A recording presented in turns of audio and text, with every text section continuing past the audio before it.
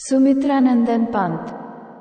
सुमित्रानंदन पंत का जन्म अल्मोड़ा, उत्तरांचल के कौसानी गांव में हुआ था। उनकी प्रारंभिक शिक्षा अल्मोड़ा में तथा उच्च शिक्षा बनारस और इलाहाबाद में हुई।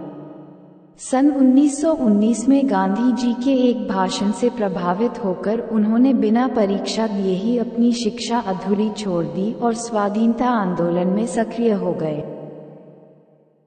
पंत जी ने बचपन से ही काव्य रचना शुरू कर दी थी, लेकिन उनका वास्तविक कविकर्म बाद में प्रारंभ हुआ।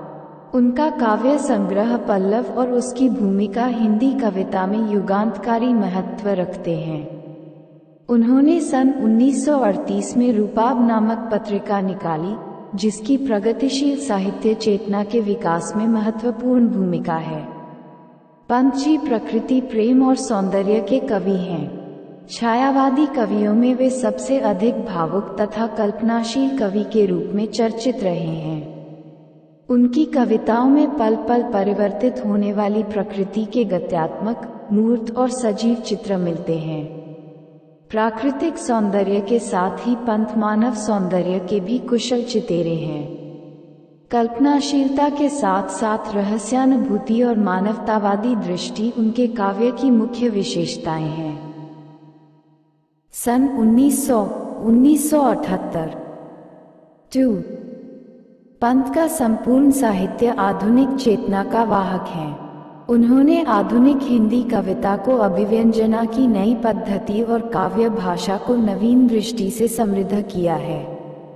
पंत की कविता में भाषा और संवेदना के सूक्ष्म और अंतरंग संबंधों की पहचान है, जिससे हिंदी काव्य भाषा में नए सौंदर्य बोध का विकास हुआ है। उन्होंने खड़ी बोली हिंदी की काव्य भाषा की व्यंजना शक्ति का विकास किया और उसे भावों तथा विचारों की अभिव्यक्ति के लिए अधिक सक्षम बनाया।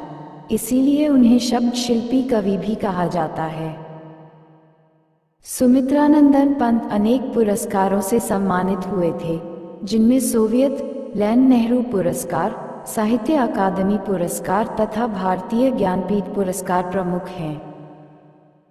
पंत जी की महत्वपूर्ण काव्य कृतियां हैं वीणा, ग्रंथि, पल्लव, गुंजन, युगांत, युगवाणी, ग्राम्य, स्वर्ण किरण, उत्तरा, कला और बूढ़ा चांद, चिदंबरा आदि। पंत जी ने छोटी कविताओं और गीतों के साथ परिवर्तन जैसी लंबी कविता और लोकायतन नामक महाकाव्य की रचना भी की है।